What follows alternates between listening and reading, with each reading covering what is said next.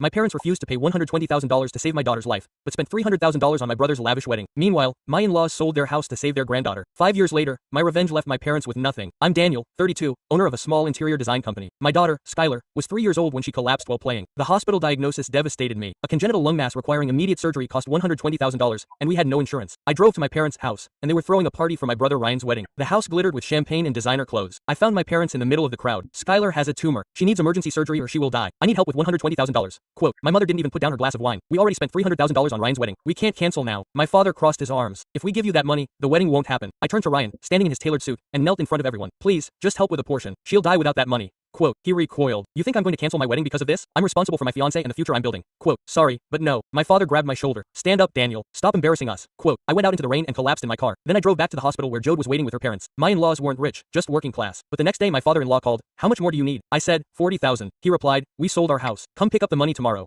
Quote, they sacrificed their house while my parents threw a party. I gathered the rest, sold my car for $15,000, and emptied our $25,000 savings. I borrowed from colleagues. A young employee put $500 in my hand, and a former colleague sent $3,000. Skylar's surgery was a success, and when the doctor said she would recover gradually, I collapsed into a chair. From that day on, I vowed never to beg them again. I worked 16 hours a day for years, and a year later, I closed a $2 million deal. 3 years later, my company had become one of the leading interior design firms in the region, and a major business magazine contacted me for an interview. The journalist asked what fueled my success. I had a family that abandoned me when my daughter was dying. My parents, Martin and Linda, chose my brother Ryan's $300,000 wedding over saving their granddaughter's life. I knelt before them begging, and they refused. So I thanked them. Their cruelty led me to prove that I didn't need them. I used their real names, and the interview went viral. Headlines exploded. Millionaire exposes the voice of those who let a dying child suffer for a lavish party. Social media erupted. What kind of grandparents treat their granddaughter like trash? My parents lost everything. Partners cut ties, clients canceled contracts, and their reputation crumbled. Ryan's wife, Ava, read the interview, and days later she filed for divorce. 5 years later, I bought back my in-laws' house and brought them to live with us. Skylar was healthy. Jode was pregnant with our second child. Then my mother called. Daniel, we're in trouble. The bank is taking our house and we need $200,000.